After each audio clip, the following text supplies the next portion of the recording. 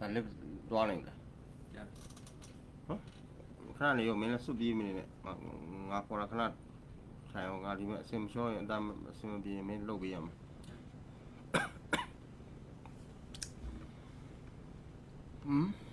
ဒါဒီလိုပဲပေါ်နေမှာလား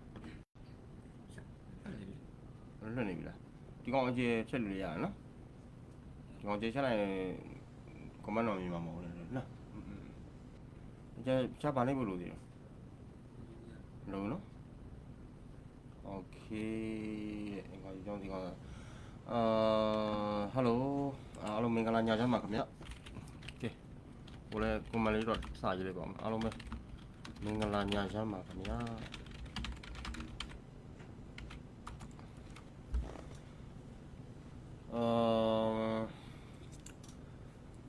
ခေါင်းစဉ်တိုက်တယ်ဒါကလည်းခေါင်းစဉ်တိုက်တယ်တော့ထည့်လိုက်တယ်ဟိုအင်္ဂါဂျိုအကြောင်းဒီကောင်းကြဆိုပြီးအင်္ဂါဂျိုအကြောင်းဒီညနေလည်းပြောချင်လာလို့ပြောချင်လာတဲ့အကြောင်းလည်းရှိတယ်အဲ့ဒါလည်းပြောချင်လာတယ်အဲ့ဒါလေးလည်းပြောရင်းဆိုပြီးတော့ဒီလေးကောက်ထွက်လိုက်တာကျွန်တော်လည်းစာသိမြင်ရှင်ဖြစ်နေစာမြင်ရှင်တော့ပြန်မှန်းလာလည်းပါပါပေါ့လေခုနကလည်းကျွန်တော်အဲ့ဒါအကြောင်း post တင်ထားပါတယ်ခုအားလုံးပဲကြားကြရလားခင်ဗျာအတန်လေးပဲကျွန်တော်တို့စကြည့်အောင်အတန်ကြည့်ရင်ပြန်သားရလားအတန်ကြားပါရလားအဲ့ဒါလေးကျွန်တော်တစ်ချက်တော့တရားအောင်လို့ကျွန်တော်ကျေးဇူးပြုကြပါအောင်โอเค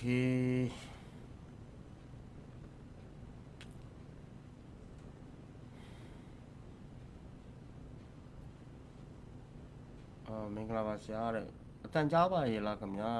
မလဲရီဝင်းခင်ဗျာအတန်ကြားရပါရလားကျွန်တော်အတန်ကြည့်ရင်ပြန်သားရလားတိုးရလားကျဲလားအဲ့ဒါလေးတစ်ချက်လေးကျွန်တော်ပြောပြကြပါအောင်မလွတ်လာလည်းကြားရကျွန်တော်လည်းမလုပ်ဖြစ်ဘူးဒါကြီးရောမိုက်ကိုမက်ခရိုဖုန်းတွေရောပါရောဝယ်ထားတာကျွန်တော်မလုပ်ဖြစ်ဘူးဖြစ်နေကျမကြီးရတယ်ဆိုတော့စေုံတက်လိုက်ရပြူလိုက်ရခွဲစိတ်လိုက်ရတယ်အဲ့ဒါတွေကိုကဘာမှမလုပ်ဖြစ်တော့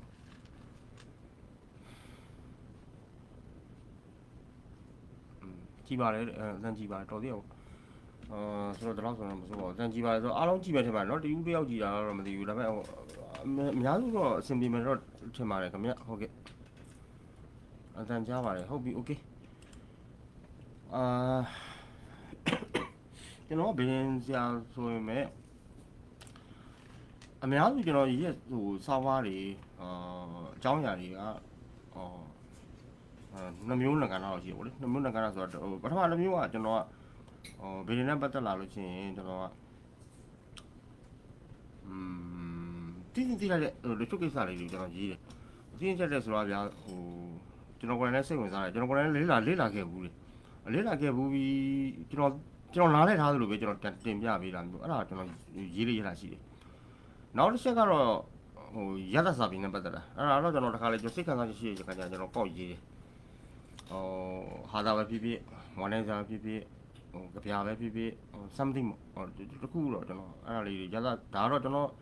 ဟိုပုံကိုရခံစားချက်အရာကျွန်တော်ရေးတာပါအတန်လေးနဲ့တိုးတယ်โอเคတိုးတယ်ဆိုဒီမှာလေးအကုန်ချဲ့ထားတယ်ချဲ့ထားတာဒါပေမဲ့ခြေသားတူပြောပေးမယ်နော်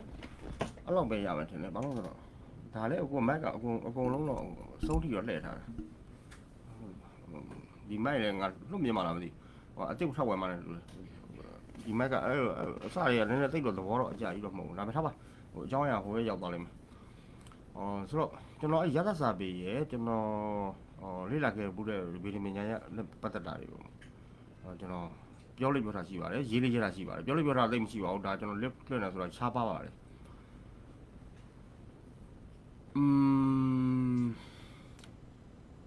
ဆိုတော့ဘယ်ရင်အကြောင်းအရာတွေနဲ့ပတ်သက်လို့ရှိရင်ကျွန်တော်ခု lip လွှင့်ငယ်ကျွန်တော်ကလုံးစပြောချင်တာလေးရှိတယ်နည်းနည်းတော့အံဝန်းကြမလားဒါမှမဟုတ်ရည်ရင်ကြမလားတော့မသိဘူးဘယ်ရင်မညာကျွန်တော်ဘာကြောင့်စတက်လာသလဲအဲ့ဒီမိကွန်းရှိတယ်ကျွန်တော်ဆောင်းပါးတွေမှာတော့ဟိုလွန်ခဲ့တဲ့နှစ်ပေါင်းများစွာပေါ့ကျွန်တော်2010လောက်ကလေးကကျွန်တော်ကဒီဘလော့ဂါသမားဘွားနဲ့ဒီဘေးရင်ကြောင်းရည်ဆောင်းပါးတွေစရိုက်တယ်2010လောက်တုန်းကအဲ့တော့အများကြီးမသိဘူးမှမလုပ်ကြသေးဘူးမလုပ်ကြသေးဘူးအဲ့မှာကျွန်တော်ကို ID လောကတွေကကျွန်တော်နဲ့ခင်နေတဲ့ညီလိုခင်တဲ့ကလေးတွေရှိတယ်အဲ့ကလေးတွေကဆရာဘုံ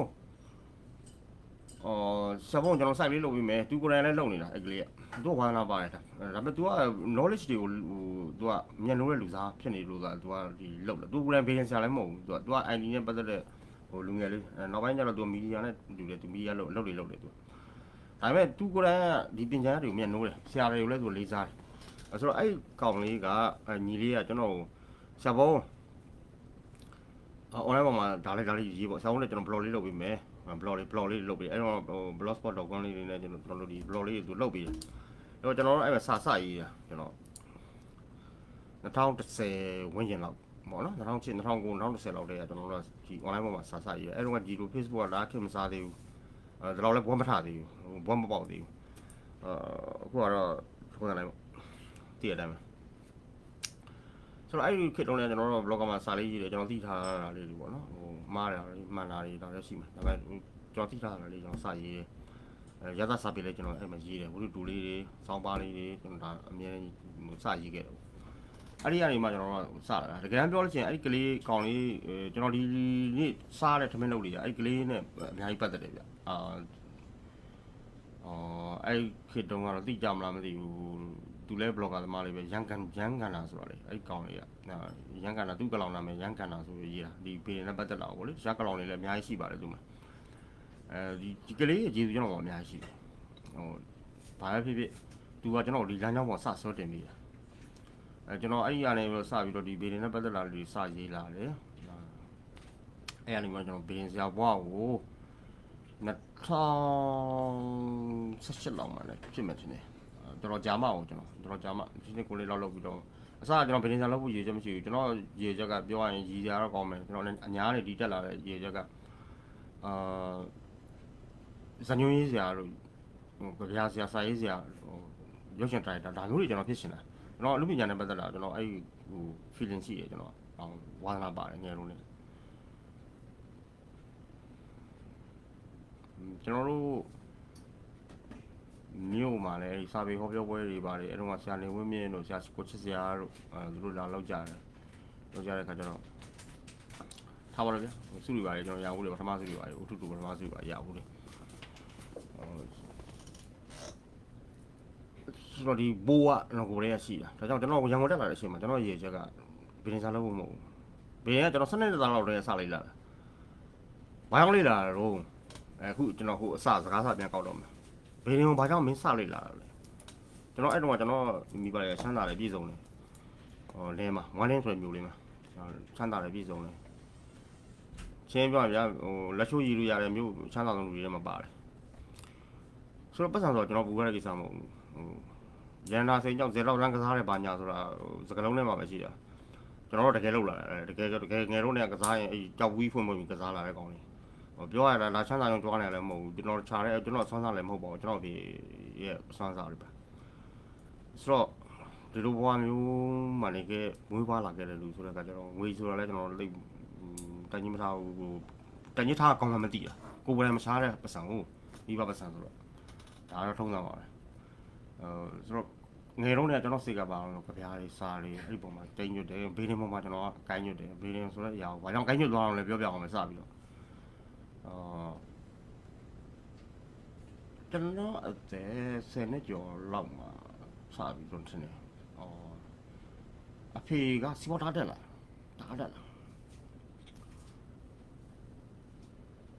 အဖေအဲ့မှလည်းအဖေကြောင့်လည်းဟိုဈာတ်ပြပြောရလိမ့်မယ်အဖေကကျွန်တော်အဖေကစိုက်ပျိုးနဲ့ပွဲရတာအဲ့တော့ကပွဲရဆိုအရန်ရှားတယ်ဗျ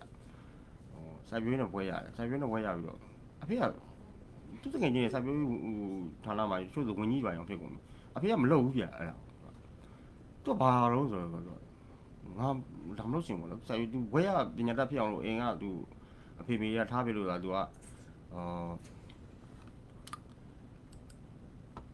ထားပြလို့ဆိုတော့ကျောင်းတက်ပြီးတော့ဒီဘွဲရဖြစ်အောင်သူလုပ်ခဲ့တာသူဝါသနာဘာသာအယောင်းဝယ်ပညာစိတ်ဝင်စားဆိုတော့အဖေကဘာဖြစ်လာလဲဆိုတော့အဖေကကုံတယ်ဖြစ်လာကုံတယ်ပညာစိတ်ဝင်စားဒါကြောင့်အဖေကုံတယ်ဘွားနဲ့တားအောင်မြင်လာတာအဖေလောက်မြင်အောင်ဆိုတာမှဇလမုတ်ကြီးပါကောင်လေးတယောက်ကဟိုမြို့တက်ပြီးတော့မြို့ကကောင်မလေးကျောင်းနဲ့အိမ်အောင်ကြတယ်အိမ်အောင်ကြပြီးတဲ့နောက်ပိုင်းမှာသူကအဲ့ဒီမြို့လေးမှာသူအရှိချနေတိုင်းလည်းသူကမန်လေးအစရှိသူကကျွန်တော်ဝမ်းနေမန်လေးကမန်80ကျော်ဟွာတယ်အဲ့မန်80ဝေးတဲ့မန်လေးကိုသူသွားပြီးတော့သူကဒီမန်လေးမှာဈေးကျိုးထဲမှာဆိုင်ချီလောက်ဆိုင်အဲ့ကကျွန်တော်တို့ချီလောက်ဆိုင်ဆိုတာကျွန်တော်တို့ချီဆိုတာမစိုးလို့လုံကြီးလို့ရက်တဲ့ချီအဲ့ဒီကတော့ကျွန်တော်တို့40ချီ အိန္ဒိယဝင်တဲ့40ကြီးအဓိကအဲ့ဒါကိုသုံးကြတယ်ညီမပြအဖေကအဲ့မှာကုန်တယ်ဘဝနဲ့ရမ်းအောင်မြင်ခဲ့တာ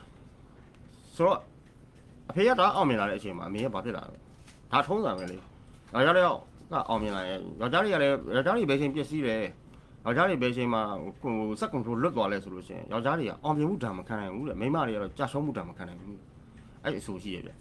ျဒီဆိုကအမှန်နိုင်တယ်ဒါပေမဲ့အဖေကတော့အဲ့လိုပွေတာပဲမဟုတ်ဘူးဒါပေမဲ့ဗျယောက်ျားပေါ့ယောက်ျားဆိုတော့ယောက်ျားစားတော့ရှိမဟုတ်ဘူးဒါပေမဲ့အဖေဒီနေ့ဒီကျွန်တော်တန်းတစ်ချောင်းလုံးမှာအဖေငငယ်ယူရတရားမှမရှိဘူး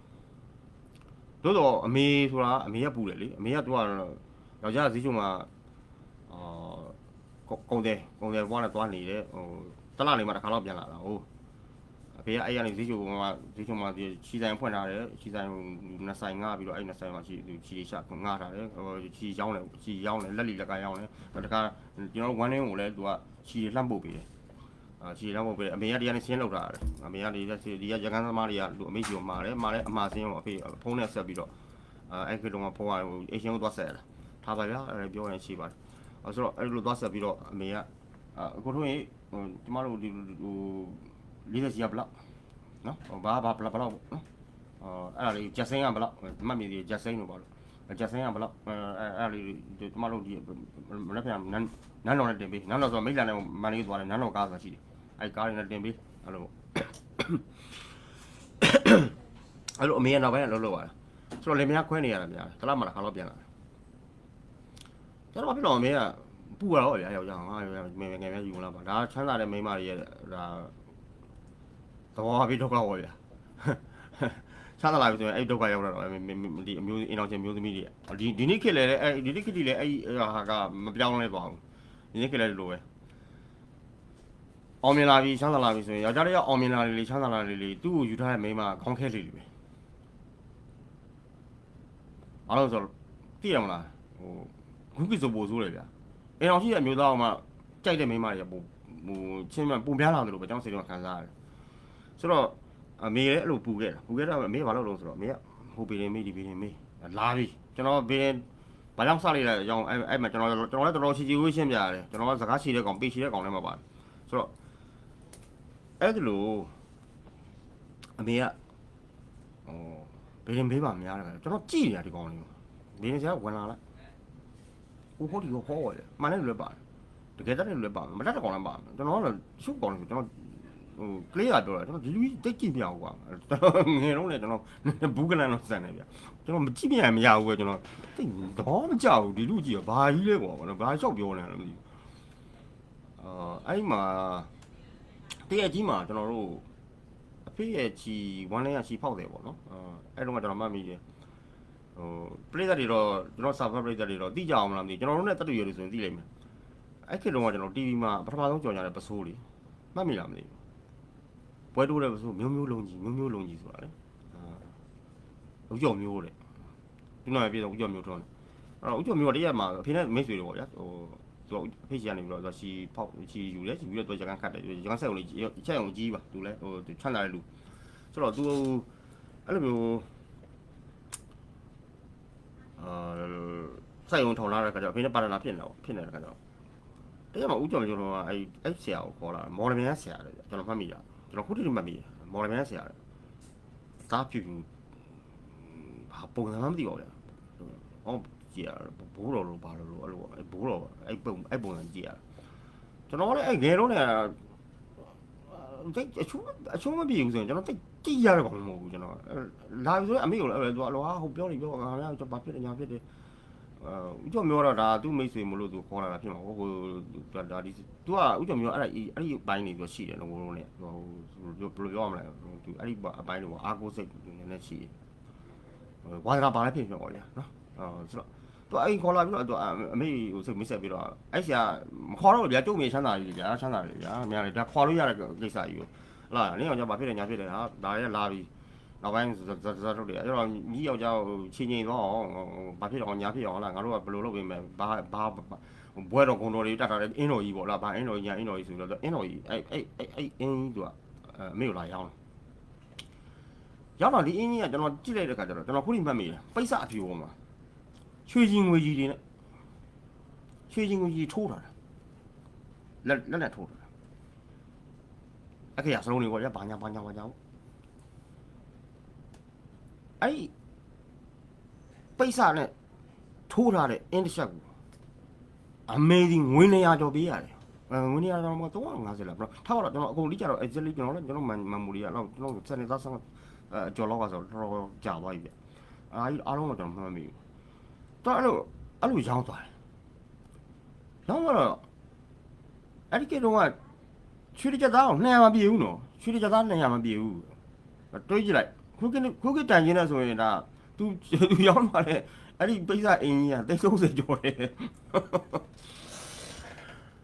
ဆိုတော့ကျွန်တော်သဘောမကျဘူးကြာကျွန်တော်တော့ဘုံလုံးနဲ့ဘယ်လိုပြောလဲငယ်တာကလေးဘွားလုံးနဲ့ကျွန်တော်ဖတ်တဲ့စာလေးလားကြည့်တော့950နီးပတ်တော့ကျွန်တော်က3-4កောက်ရှိနေပြီကျွန်တော်အဲ့လောက်အရွယ်မှာကျွန်တော်အဲ့လိုဖတ်တာစာသားဖတ်ခဲ့တယ်လို့ကိုယ့်ကိုပြောချင်တာမဟုတ်ဘူးဒါပေမဲ့ကျွန်တော်ငကိုတွေကလည်းအဲ့လိုစာဖတ်ချင်တဲ့စိတ်ကရှိတဲ့ကောင်အခုဖြစ်ဂျာဆိုရင်တမိုင်းနေကျွန်တော်ဒါသဘောကျဖတ်တော့အိမ်မှာအဖေအဲ့လိုကြီးဝင်လာတော့950နီးပတ်တော့စောက်အစိမ်းပေါ့ထူကြီးစောက်အစိမ်းထူအဲ့ဒါကြီးကိုကျွန်တော်950နီးပတ်တော့စောက်အထူကြီးကိုကျွန်တော်တော့ထူတဲ့အထူကြီးကိုကျွန်တော်အကုန်လုံးရင်းချက်ကြီးနေပြီတစ်ခါလေးဆိုကိုပြန်ပြီးတော့တချို့ဇာတ်လမ်းတွေကြိုက်တာနောက်ခေါက်တော့ပြန်ဖတ်တယ်အဲ့လိုဖတ်တယ်ဆိုတော့အဲ့လိုဖတ်ထားတဲ့လူဆိုတော့စာဖတ်ပြီးတွေးတဲ့အကျင့်ရှိနေတယ်လူဆိုတော့ကျွန်တော်မကြိုက်ဘူးအဲ့ဒါဆွတ်တော်ပြောနေတာကျွန်တော်လည်းဆွတ်ပြောနေကြားမရလည်းမသိတော့ဘူးကျွန်တော်လည်းဆွတ်တော်လုံနေတာပဲအားလုံးပဲမင်္ဂလာပါခင်ဗျာကျွန်တော်မင်္ဂလာပါဟုတ်ကဲ့မင်္ဂလာပါကြားပါတယ်ဟုတ်ပြီအခုလည်းအစင်တော့ပြေတော့ပါတယ်နော်ကျွန်တော်တော့ဆက်ပြောလိုက်အောင်မယ်โอเค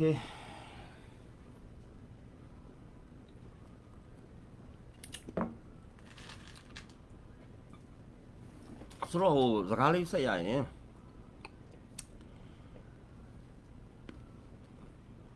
မရတော့မသိပါဘူးစကားလေးဆက်ရလို့ချင်းကျွန်တော်သဘောမကျဘူးအဲ့ဒါအမေဘာလို့ဒီလောက်ကြီးပတ်စံအကုန်ခံတာတော့ဒီဘာမှမဟုတ်တဲ့လူတယောက်ကအမေကိုဒါကြီးပြောသွားတာဒါလည်းဟုတ်ရဲ့လားထုံးစံတိုင်းပေါ့ဗျာဘုရားစာဖတ်နေဆိုတော့ငါတို့ပြောင်းတော့လည်းမပါပါဘူး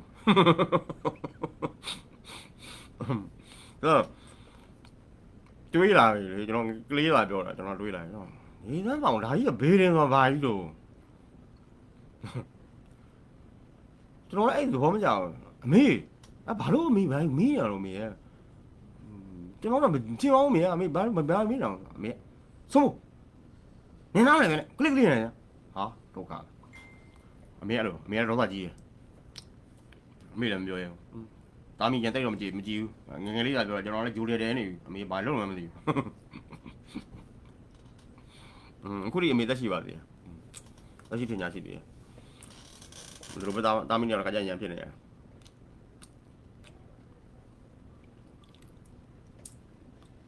တန်လေးကြားကြရလားခင်ဗျာကျွန်တော်လည်းကျေးဇူးပြုကြပါဦး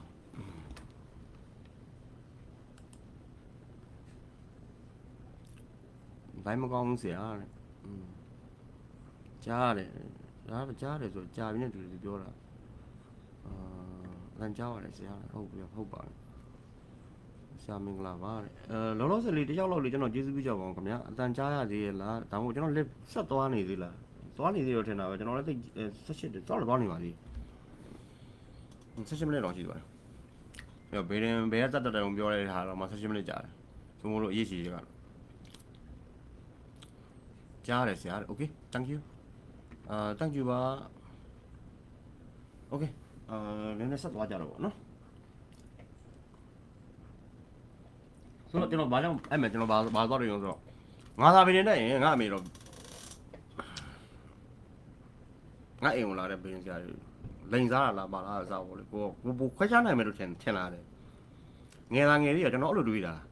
အဲ့ကျွန်တော်ဘေးနေပညာဘေးရှင်မှာစလိုက်တော့ဆိုလို့ရှိရင်17နှစ်သားလောက်တည်းတော့စလိုက်တာဘလို့လေလာတော့ကျွန်တော်တို့နေမှာညာမရှိဘူးကြာတင်တန်းနေပါလေဆိုတာရန်ကုန်လိုမဟုတ်ဘူးမဟုတ်တဲ့ကကြတော့ဘေးနေတက်ကျွန်တော်ဘာစလောက်အောင်ဆိုတော့ကျွန်တော်တို့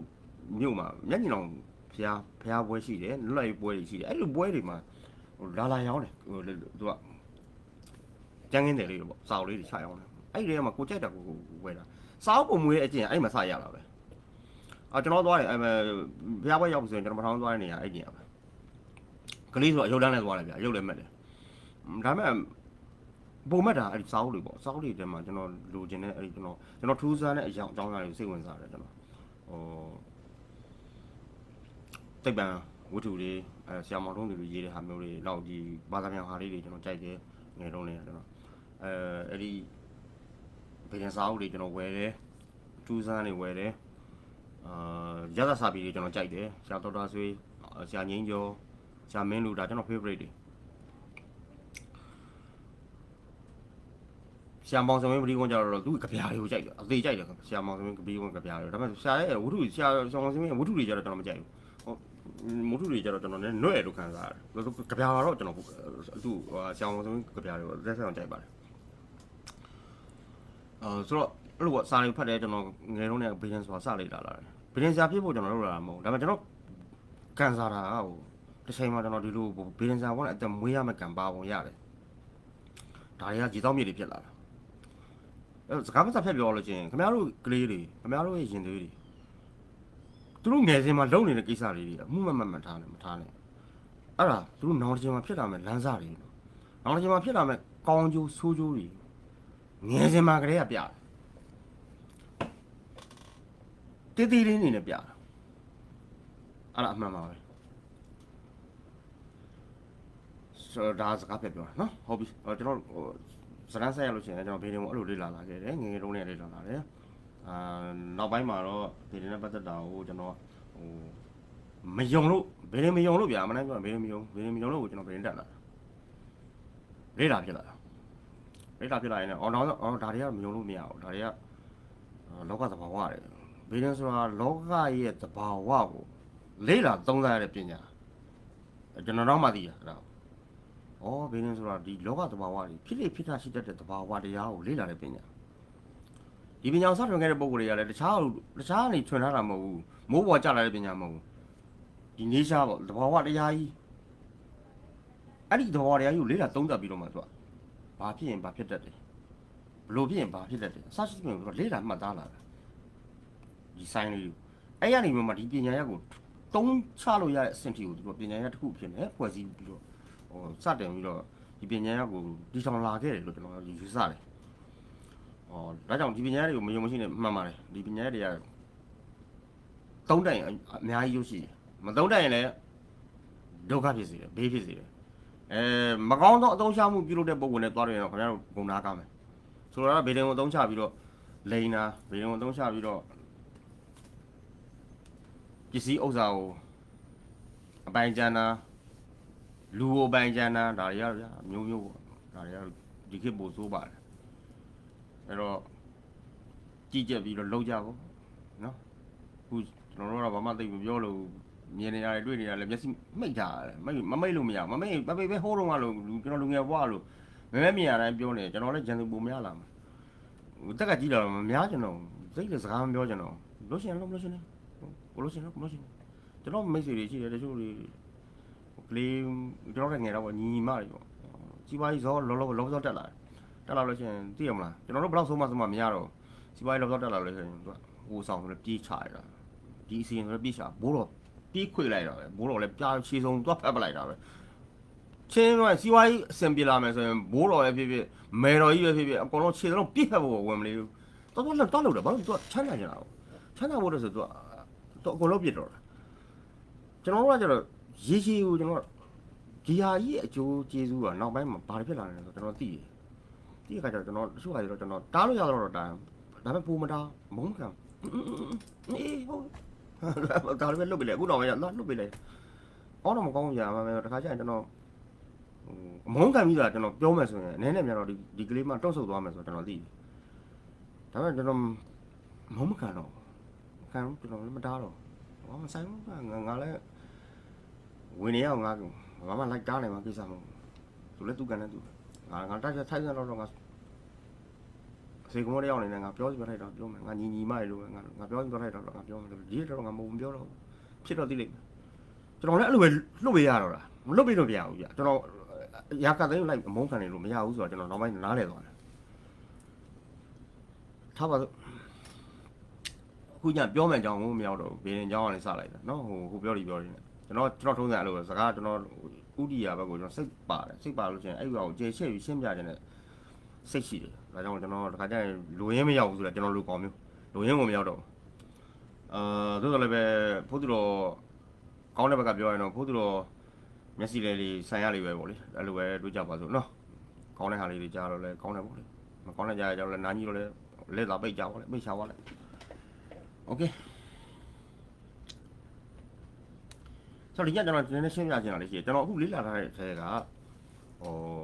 ဂျိုလီဆိုတော့ကျွန်တော်ဂျိုလီသဘောပေါက်လေးလာတဲ့ခါကျွန်တော်ဘယ်ဂျိုဆိုဘယ်ဂျိုပေါ့နော်ဘယ်ဂျိုကဘယ်လိုသဘောပေါက်ရှိတယ်အခုကျွန်တော်ပြောနေတာတွေကတချို့ဆိုနားလည်မှာမဟုတ်ဘူးဟိုညတော့ဘယ်ရှာကျွန်တော်တို့ချင်းပြရလို့လေခင်ဗျားတို့ကြုံချင်းမကြုံလိမ့်မယ်ကျွန်တော်ချင်းပြရဆိုတော့လေကျွန်တော်တော်တော်ကြီးကိုဒါကြီးကိုခုနပြောသလိုပေါ့ကျွန်တော် crazy ဖြစ်အောင်လို့ကျွန်တော်လုပ်ခဲ့တာမလို့လုပ်ခဲ့တဲ့လူစားဖြစ်နေတယ်ဆိုတော့ခါလေးကျရင်ကျွန်တော်ချင်းပြတာလေးချင်းပြနိုင်တယ်ပေါ့လေဆိုတော့လေ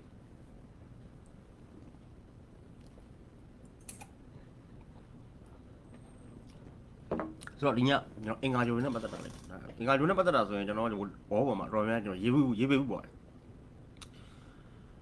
အဲ့ဒီထဲမှာကျွန်တော်ဒီညနည်းနည်းပြန်ပြီးတော့နားထောင်ပြီးသားလို့ဒါမှမဟုတ်စာဖတ်ပြီးသားလို့လည်းပြန်နားထောင်ကြည့်ပါအကျိုးရှိပါလိမ့်မယ်เนาะကျွန်တော်လည်းအကျိုးရှိမဲ့ကိစ္စလေးပဲဒီညတော့လည်းပြောချင်တယ်မပြောချင်တဲ့ခါကျတော့အင်္ဂါကျိုးကြောင့်ကျွန်တော်လည်းရှင်းပြပေးမယ်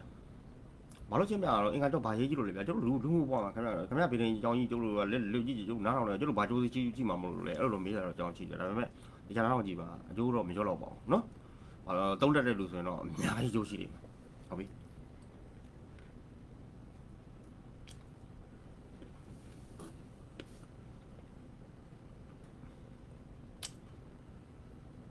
ဆိုတော့ကျွန်တော်တော်တော်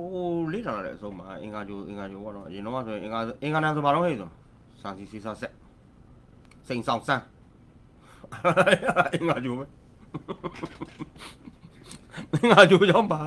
စာစီစာဆက်စိန်ဆောင်ဆန်းအဲ့ဒါအင်္ဂါဂျိုပဲမဟုတ်ကျွန်တော်လည်းစောရတာမဟုတ်ပါဘူးဒါကျွန်တော်တို့လို့သင်ခဲ့ရတယ်ဗျာအဲ့လိုစားလေးလာတာဘာဖြစ်ပါအဲ့ကျေးဇူးအများကြီးရှိပါတယ်ဒါမဲ့တကယ်အများကြီးပါပဲဟိုအများကြီးနဲ့ဆိုင်ပါတယ်ဒါတွေမဟုတ်ပါဘူးကျွန်တော်တို့ဘလော့တွေလွဲတော့ဆိုတော့ပြောပြအောင်မယ်ကျွန်တော်ဦးသိန်းစိန်ဆိုရနဲ့ဒီဒေါ်နန်းစုကြည်စတက်ကစားကလာလောက်မှာဟိုပဲသူလူချို့ပေးနေကြရတယ်TV အစီအစဉ်တွေရနေပြီးတော့ဖြစ်စေchannel တွေကဖြစ်စေသူတို့ကိုယ်တိုင်ကအဲ့ဒါမျိုးတုတ်တာဘယ်လိုပြောရမလဲဒါကျွန်တော်တို့ကိုလည်းစောရတော့တာတော့မဟုတ်ဘူးဒါပေမဲ့မလိုက်ပြန်ချက်ခွဲတယ်ဗျာအဲ့ဒါချက်ခွဲတယ်ဗျကိုမသိတာကိုထုတ်ပြန်တယ်အတူတူပဲအဲ့ဒါသိလားအဲ့ဒါကိုအားတာကိုထုတ်ပြန်တယ်အတူတူပဲအဲ့ဒါဘယ်လိုထုတ်ပြန်အောင်သိလားစားတယ်ညနဲ့စတာလို့ဆက်သွယ်ရေးလုပ်ငန်းအင်္ဂါဂျိုနဲ့ပတ်သက်တယ်ဆိုချလာအဲ့လိုမားပြတာကြောက်စရာကြီးပဲဗျာစားတယ်ညနဲ့ပတ်သက်တာမှလည်းမြအလုံးမှန်သမျှသူကခင်ဗျအင်္ဂါဂျိုနဲ့ပတ်သက်ရေးလုပ်ပြတော့ကျွန်တော်တို့ဒီမှာလူမျိုးတွေတော်တယ်မှာအဲ့ဒါမားတယ်နော်ကျွန်တော်ပြောလိုက်မယ်အဲ့ဒါမားတယ်ဘီရင်လေးလာတဲ့လူပိုကူးဆိုင်မင်းတို့အဲ့ဒါမားတယ်မင်းတို့အဲ့ဆက်သွားရင်မင်းတို့နားကားမှာမလုံးနဲ့နော်အဲ့ဂျာကာဂျိုတွေရဲ့မူလသဘာဝကိုသိချင်ဟိုရှီတိုင်းနောက်တိုင်းအကုန်လုံးမှွေဖက်နောက်တိုင်းဟိန္ဒူကျမ်းတွေလည်းဖက်sorry ရှီတိုင်းဟိန္ဒူကျမ်းတွေလည်းဖက်နောက်တိုင်းဟို astrology ကျမ်းတွေလည်းဖက်ဘယ်ကျိုးကဘာလို့သဘာဝရှိတယ်လဲနောက်ကိုယ်တိုင်စင်းရင်သူတို့ဘယ်ကျမ်းဖက်မယုံနေဘူးကိုယ်တိုင်စင်းရင်ကိုယ်တိုင်လေးလာကြည့်ကိုယ်တိုင် research လုပ်ညကောင်းတိပါလေတိလာလိမ့်မယ်ကိုယ့်ရဲ့ထက်မြက်တဲ့ဉာဏ်ရည်ကိုရတဲ့ experience ကိုယ်သင်ပေးသွားလိမ့်မယ်မဟုတ်ဆိုးဆိုင်နေတာမုံဆိုးဆိုင်ရတင်ပေးတာ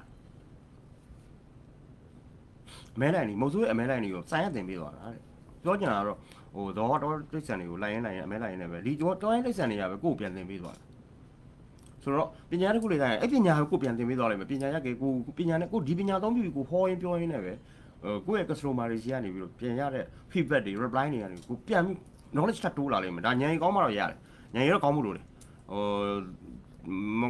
မကောင်းလိုက်ကြိုးစားပေါ့ကွာဒါလည်းပြောရတယ်နော်ဆိုတော့ခုနပြောသလိုစားစားညဘာဆိုပြီးအဲ့လိုပုံစံယူဆတာတွေသွားမလုပ်နဲ့နော်နံတင့်ကောက်တာ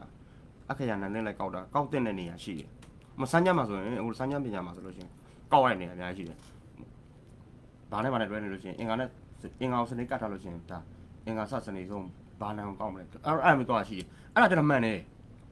နံနဲ့ကောက်တာတွေကမှန်တဲ့နေရာတွေရှိတယ်ဒါပေမဲ့ဂျိုးရဲ့တဘာဝနဲ့မရောထွေးနဲ့ဂျိုးတဘာဝကိုဂျိုးတဘာဝလို့လို့ရတယ်ဂျိုးတဘာဝကိုစားစညတော့သွားမတွေးနဲ့အကုန်ပါတာနော်ကျိုးအဲ့ဒါပြောထားတယ်အခုပြောတာကိုတချို့ရိုးဆွဲနေတဲ့တချို့ပြည်နေကြဆိုလို့ရှိရင်မုံမှာကိုဒီကောင်ဘာကောင်လုံးဘာလုံးပါမဲ့ကျွန်ဘာလုံးဒီကောင်ဘာလျှောက်ပြောနေအောင်လူလုံးမှာကိုကတော့ချင်းချင်းလေးပဲရှင်ငယ်ဝမ်းနဲ့ရောရှင်ကြီးဝမ်းနဲ့ရောဝင်ခဲ့ဘူးသွားတယ်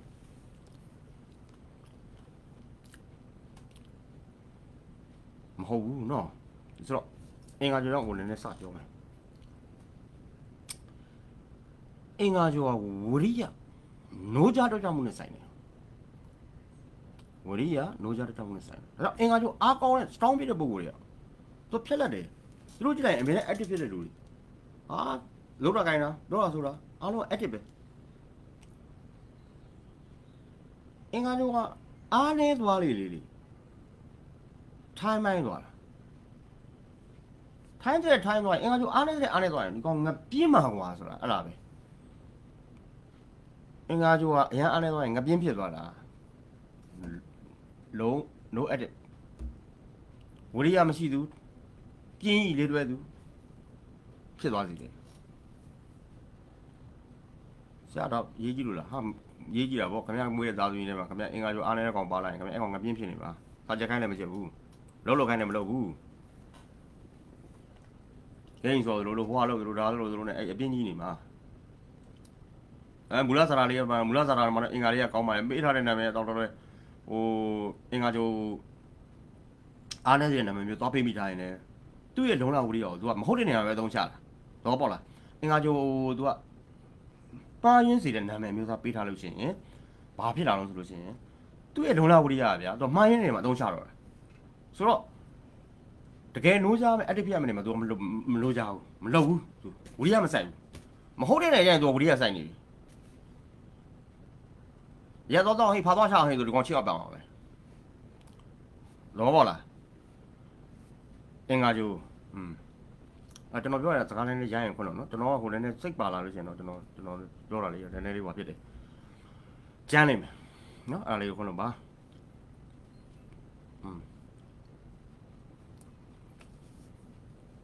ဆိုတော့ဘာလို့ဒီအင်္ဂါကျိုးကဝရိယတွေတက်ကြွမှုနဲ့ဆိုင်တာလဲဒါပြင်ဘာတွေရောဆိုင်နေတယ်အများကြီးပဲအင်္ဂါကျိုးနဲ့ပတ်သက်တာအများကြီးရှင်းပြရင်ကိုခင်ဗျဒီတညလည်းမပြီးဘူးတော့10ညလည်းမပြီးဘူးကျွန်တော်ပို့ပြောတာမဟုတ်ဘူးတကယ်ကိုပြောတာကျွန်တော်လေးလာထားတော့ဒါတော့ကျွန်တော်သိတော့ညံသေးသေးလေးနဲ့ကျွန်တော်ပြောတာနော်တကယ်လေးလာမယ်ဆိုရင်ကမ္ဘာလောကကြီးမှာဒီအင်္ဂါကျိုးကလောမှုထားတဲ့ကိစ္စတွေတော်များလာတယ်ဗျတူတယ်လားမဟုတ်တခြားကျိုးလည်းလူပါပဲအားလုံးများကြတာပါပဲဒါပေမဲ့ကျွန်တော်အင်္ဂါကျိုးကျတော့ကျွန်တော်ဘယ်လိုပြောမလဲတော်တော်စိတ်ဝင်စားခဲ့ဘူးလေစိတ်ဝင်စားတော့ကျွန်တော်ဖြူးဖြူးလေးလာအင်္ဂါရဲ့စနေရဲ့တနင်္ဂနွေရဲ့တနင်္လာရဲ့ကျွန်တော်ရဲ့ favorite တွေပဲဆိုတော့ဒီဂျိုးအကြောင်းကိုကျွန်တော်လေ့လာအထောက်အကူကကျန်တဲ့ Yahoo ဂျာသာရီတောက်ကြဗုဒ္ဓဟူးတို့ထက်ကိုကျွန်တော်ဒီတနင်္ဂနွေတနင်္လာအင်္ဂါစနေ၄မျိုးပေါ်မှာကျွန်တော်လေ့လာအထောက်အကူပို့တယ်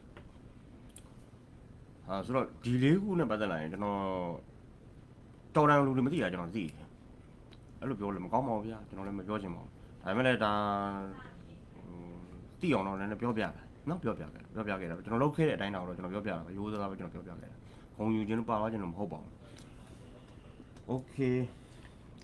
ခုဒီတော့အတန်လေးတစ်ချက်လောက်ဗျာကျွန်တော်ကျေးဇူးပြုကြပါအောင်ကိုအောင်မင်းဦးကျေးဇူးတင်ပါတယ်ဗျာကောင်းကြပါလိမ့်ဟုတ်သူကတော့သူပြောခဲ့တာက14မိနစ်တောင်ကြာသွားပြီအခုကကြားသေးလားခင်ဗျ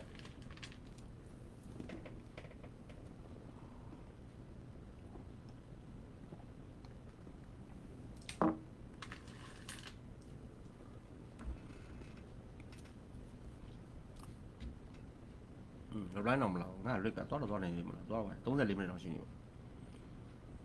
โอเค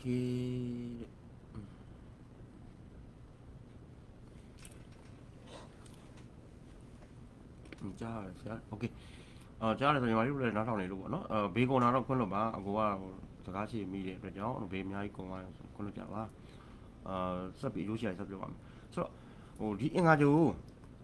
အားကောင်းတယ်ဆိုလို့ရှိရင်လူတွေကဝရီရထားကြတယ်လုံးလာရှိတယ်ပေါ့ကွာဆိုတော့ထားတော့ကွာကိုကအလုံးရှင်တယောက်ဖြစ်နေမယ်ဒီငါကြောင့်ဘယ်လိုသုံးမလဲဆရာရဲ့ဒါလူလောကမှာကျွန်တော်တို့ဘယ်လိုသုံးမလဲဆိုလို့ရှိရင်ဒီဝရီရဆိုတဲ့ဟာနဲ့ပဲကိုတို့တိုင်းကြမယ်ဆိုကြပါစို့အင်္ဂါကျိုးလူသမားတွေရှိတယ်လူသမားတွေကိုမင်းတို့တွေရတက်နေကြလုံးလာဝရီရရှိကြအဲ့လိုပြောဆိုဆုံးမဖို့အတွက်အင်္ဂါကျိုးအားကောင်းနေတဲ့အချိန်ကိုရွေးရတယ်အင်္ဂါကျိုးအားနေတဲ့အချိန်မှာသွားလို့မရဘူးသွားသူမပြင်းနေပြီဟိုကောင်ထိုင်းမိုင်းနေပြီအားမဆိုင်ရှင်တော့အားမဆိုင်ရှင်တဲ့အချိန်မှာညီမလေးတို့ညီလေးတို့တွန်းနေလို့ရှိရင်အဲ့လိုသမားဘောင်စိတ်ပြတ်သွားတာတို့မလို့ရှင်တော့ဘူးကွာဒါကြောင့်ထုတ်လို့သမားတွေထွက်သွားတယ်လှုပ်ရှင်ရတာတအား active ဖြစ်အောင်တွန်းနေတာဟိုကောင်ကမလှုပ်ရှင်တော့ထွက်လောက်ကထွက်တော့တာဆိုတော့ဟိုမစီမနေ့ကကြာပြီခင်ဗျဟုတ်ကဲ့အိတ်လေးနဲ့တူတယ်နော်အမဟုတ်တတိယပါတယ်ကျွန်တော်ဟိုလစ်ပြောပြရစီဟုတ်ဆိုတော့ကိုလိုသမားတယောက်ကိုလိုကြလုပ်ဖို့အတွက်ဆိုတာအဲ့လိုအင်္ဂါကြောအားကောင်းတဲ့အချိန်မှာသူတို့ခိုင်းတာပိုကောင်းတယ်ဒါပေမဲ့ဆရာရဲ့ကျွန်တော်တို့ကအင်္ဂါကြောအားကောင်းတဲ့အချိန်မှာမသိတာဆိုရင်တော့မသိရင်တအောင်တင်လေအင်္ဂါဝိဇ္ဇာတင်တော့နော်အင်္ဂါဝိဇ္ဇာတင်လုံးဝနိုင်ရေးကြည့်ုံနဲ့ပဲသုံးတက်သွားလိမ့်မယ်လောကကြီးမှာအဲ့ဒါကိုသုံးတက်သွားလို့ရှိရင်လေဘာရလာမှမတူဘူးသိလားတိတ်သဘောကျကြကောင်းတာဆွဲသွားမယ်နောက်ကြိုက်နှုံးလို့လေဆရာလုတ်ပါအောင်ဆရာနဲ့ဖြစ်သွားမယ်နော်အဲ့လောက်ကောင်းတာအင်္ဂါဝိဇ္ဇာလို့ခေါ်တယ်မြမပညာစစ်နော်အဲ့ပညာသုံးကြည့်နော်သုံးတက်အောင်ကြိုးစားကြနော်နောက်ပိုင်းတော့အကိုဟိုဟာတင်မေးဘူးလို့တော့ကျိုးစားအောင်မယ်သိလားတင်မေးဘူးကျိုးစားအောင်ငါခါကျတက်စီကျင်တယ်လူတွေကိုလေ3နိုင်စီကျင်တယ်အခုစိတ်ကတကယ်ကြလို့ကျင်အခုကတခါကြီးဘယ်နှခေါ်နေတော့ဘယ်နှခေါ်နေတူအောင်မဟုတ်အခုကလူတွေရှင်းပြတယ်လို့ရှင်းပြတာဒါကဒီလိုမဟုတ်ဘူးဘယ်ကနေဘယ်လောက်ကြာရင်ဘယ်လိုဖြစ်မယ်ညီမလေးကဘာလုပ်တင်လဲညီလေးကဘာလုပ်တင်လဲအခုအဲ့လိုရှင်းပြတဲ့လူသားဟုတ်ပြီဆိုတော့ဟိုစက်ပြောလို့ရှိရင်လူတယောက်အလောက်ခံလိုက်တယ်ကိုကနားလိုက်တယ်ပြီဆိုလို့ဒီလူကသာအင်္ဂါကျိုးအရင်အားနေနေတယ်ဆိုလို့ရှိရင်ဒါဒီလူကဘလို့မှရှင်းပြောလို့ရှိရင် active ဖြစ်တဲ့လူမဟုတ်ဘူးနော်ဒီလူကတော့ငါဘယ်နေရာထားမှဘယ်နေရာလောက်မှပဲထားပြီးအလောက်ခိုင်းမှဖြစ်မယ်ဒီလူကတော့အရင် active ဖြစ်တယ်သူ့မဲ့အင်္ဂါကျိုးအားကောင်းရင်ကောင်းတော့သူ active ဖြစ်တယ်ဝရိယရှိတယ်စူးစမ်းတယ်ဆိုလူသားဖြစ်လာမယ်ဒါဆိုဒီလူတော့ငါသူခြေတန်းမှာငါတကယ်တိုက်စစ်မှုနေရထားမယ်ဒါမျိုးပေါ့ကိုရွေးချက်လို့ရလာတယ်ဒါအင်္ဂါကျိုးပြောတာနော်တခြားဂျိုတွေရဲ့သဘာဝတွေအများကြီးရှိသေးတယ်ဒါအင်္ဂါဂျိုတစ်ခုတည်းဟိုနည်းနည်းရှင်းပြပေးနေနော်ဟယ်လိုဆရာဟုတ်ကဲ့ဟယ်လိုပါခင်ဗျโอเคနောက်တစ်ခုကအင်္ဂါဂျိုဒီဝရိယတွေနော်တက်ကြွမှုတွေ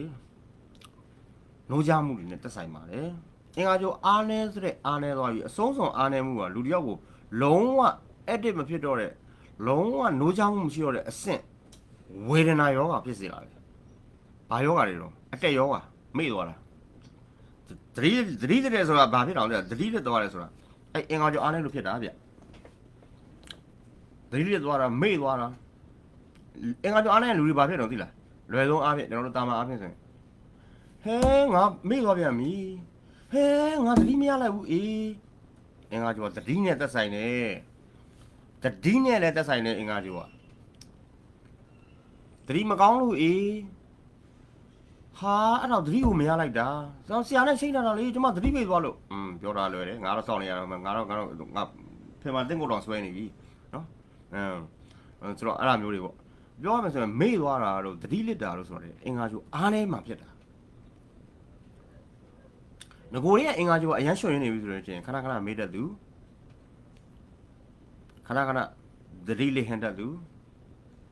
ဖြစ်လာလိမ့်မယ်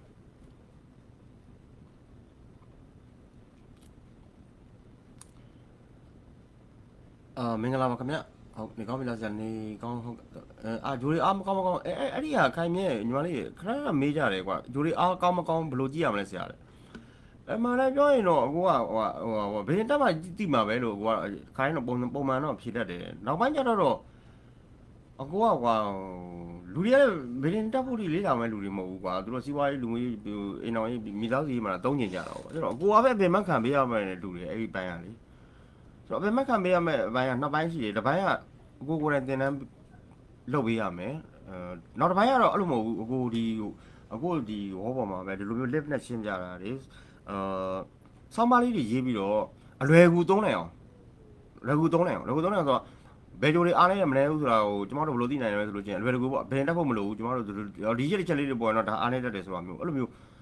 ready made ကိုကလုပ်ပေးရမယ်သဘောရှိတယ် ready made တွေလုပ်ပေးရတော့အကိုလည်းတော်တော် ready made ဖြစ်နေပြီမနိုင်ပြမလုပ်ပေးချင်ဘူးအဲ့ဒါကြီးကဒါမဲ့လုပ်ပေးရတော့မှဖြစ်နေတူတယ်အခုခေတ်ကနော်လုပ်ပေးမယ်မို့အကိုကြိုးစားကြည့်တာပေါ့နော်ကြိုးစားပါအောင်မယ်နော်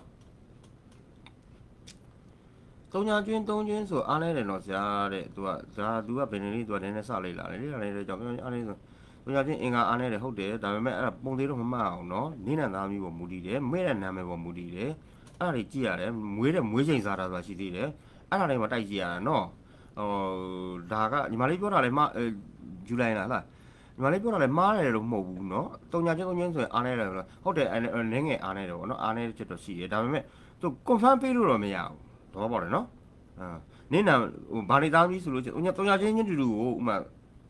ဘာနေသားသမီးလဲဆိုတော့အပေါ်မှာမူတည်လာတယ်အဲ့ဒါ person နဲ့စခေါ်ရတာနော်နောက်300ချင်းတူကိုပဲနာမည်ကဘယ်လိုမဲ့ထားလဲဆိုတော့အပေါ်မှာမူတည်တယ်နောက်300ချင်းတူပဲသူတို့ကမွေးချိန်စားတာမှာဒီမွေးချိန်မဟာဝုဇ္ဇာတာဆိုတာရှိသေးတယ်အဲ့မွေးချိန်မဟာဝုဇ္ဇာတာလည်းကိုတို့ဒီနဂရိကဇာတာတွေမှာလက်ကောက်တယ်လို့ပဲသူကတော်တော်ရေးပါတယ်ဒါကြောင့်အဲ့ဒီတဲကြီးကိုတချို့မသိဘူးမသိရတဲ့ကြောင့်တော်တော်များများအဲ့အဲ့ဒါဖြစ်သွားတာရှိတယ်ထားပါတော့ကွာဒါပြောတယ်ငါကျုံးကုန်ပါလေစကားလေးကျုံကုန်လေးမှာဆိုဟိုပေါက်ဟိုဖြစ်ကုန်ပါလေဆိုတယ်တော့မပြောပဲထားတာအဲ့ဒါဆိုတော့ထားပါတော့ခုလက်ကငါဘာနဲ့လောက်တာဟိုကောင်ဘာနဲ့လောက်ပြီးသွားငါလက်က front only လားမဟုတ်ဘူးကောင်ဘာပြနေပုံပြီးတာထားပါတော့ဘာပြလဲဆိုဘာပြလဲ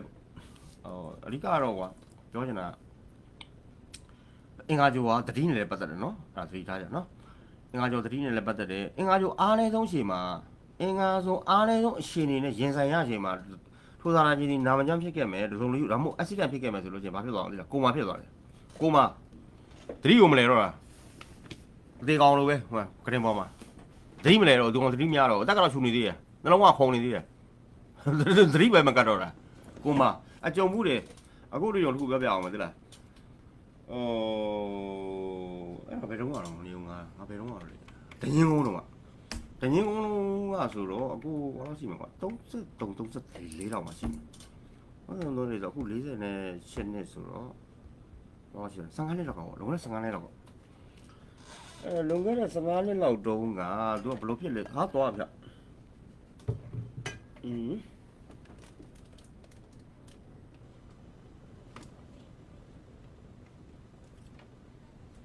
sorry ကနာလေး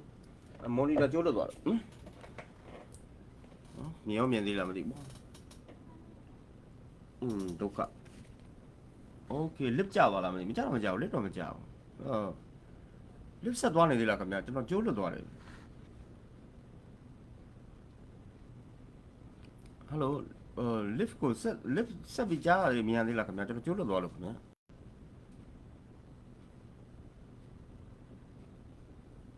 ဟယ်လိုဒီမဲ့ဘာမှမမြင်ရတော့လွတ်ကြပါရင်ဟုတ်လား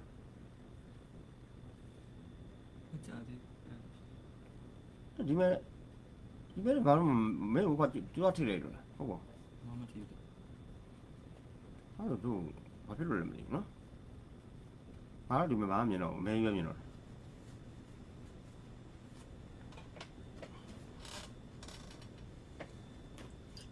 ညနေကြည့်ကိုလာလေးဆက်လာဟူးမြင်ရတယ်တွားနေတယ်ဆရာတဲ့အဲ့လိုတော့ပြောတယ်ပြောတွားနေတယ်ငါဒီဘက်ဘာမှမမြင်ရတော့ကျွန်တော်လက်ကတာချကြည့်လိုက်မယ်နော်မှောင်သွားပြီတဲ့ဟုတ်မှောင်သွားပြီကျွန်တော်လက်ကတာချကြည့်လိုက်မယ်နော်ပြန်ပြီးတော့ပြန်တင်ပေးပါမယ်နော်ဟုတ်ပြီခင်ဗျ